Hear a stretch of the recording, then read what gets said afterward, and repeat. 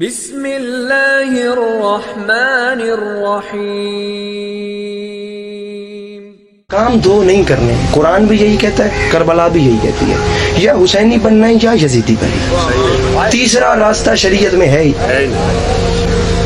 ممبر پہ کھڑے ہو کے کہہ رہا ہوں حسین کو ماننے کے لیے شیعہ ہونا شرط ہی نہیں، تو یہ کس نے کہہ دیا حسین کو ماننا ہے تو شیعہ ہونا ضروری؟ نہ نہ نہ، حسین کو ماننے کے لیے غیرت مند ہونا ضروری، حسین کو ماننے کے لیے باضمیر ہونا ضروری، حسین کو ماننے کے لیے ماں بہن بیٹی کی پہچان ہونا ضروری۔ اگر آپ یہ ریکوائرمنٹس پوری کر رہے ہیں ڈیفینیٹلی آپ حسینی ہیں، آپ حسینی ہیں، یہی تو اسلام کا کام ہے۔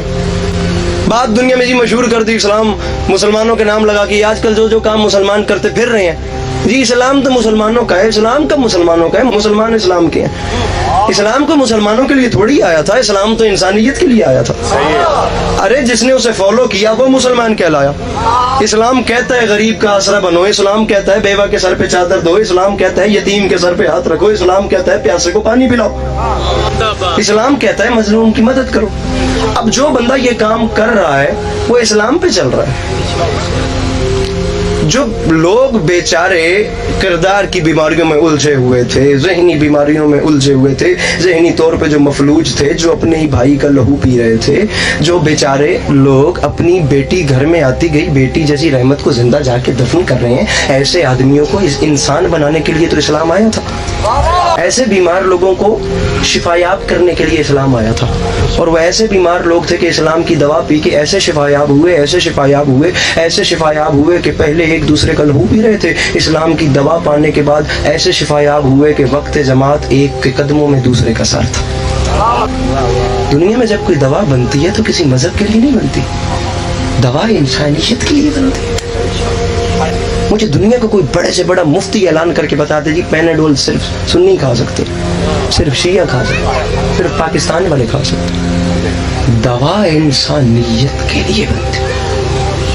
ممبر پہ کھڑے ہو کے کہہ رہے ہیں حسین نے کام کربلا میں صرف شیعہ کے لیے کیے ہی نہیں، حسین نے کام انسانیت کے لیے۔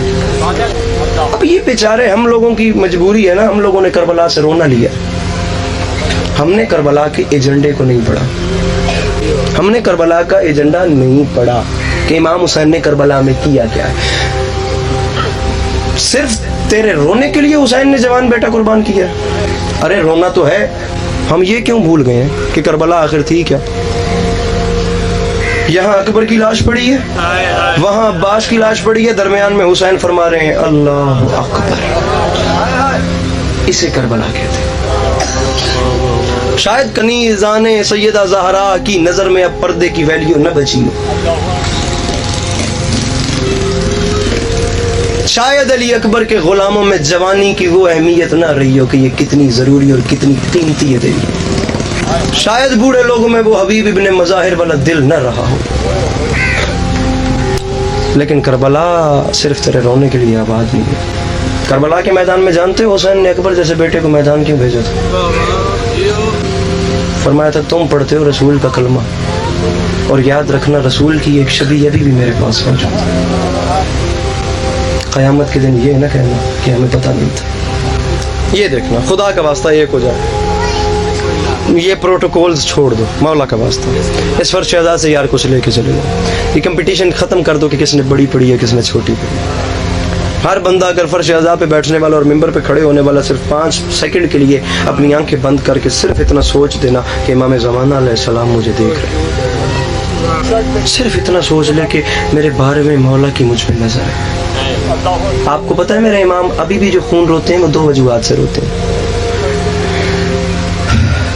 ایک اپنی پھوپھی کے پردے پہ روتے ہیں میرے قائم مولا، ایک اپنی دادی کے برقعے کو روتے ہیں، دوسرا اپنی شیعوں کی حالت پہ روتے ہیں۔ یہ دیکھو آزاد ذہن اگر رکھنا ہے نا کہ کسی کو گالی دے دوں، کسی کے خلاف بات کر دوں، کسی کی ماں بہن پہ آنکھ اٹھا لوں، یہاں کسی کو ٹھوکر مار دوں، یہ چلا جاؤں، چھوڑ دو، خدا حافظ، یہ شریعت محمد علیہ وسلم محمد ہے ہی نہیں۔ پابند رکھ اپنے آپ کو، ہر وقت یہ سمجھ کے تجھ پہ کسی کی نظر ہے، کنٹرول میں رکھ اپنا ذہن، اپنی زبان، اپنے کان، اپنی آنکھیں، بس۔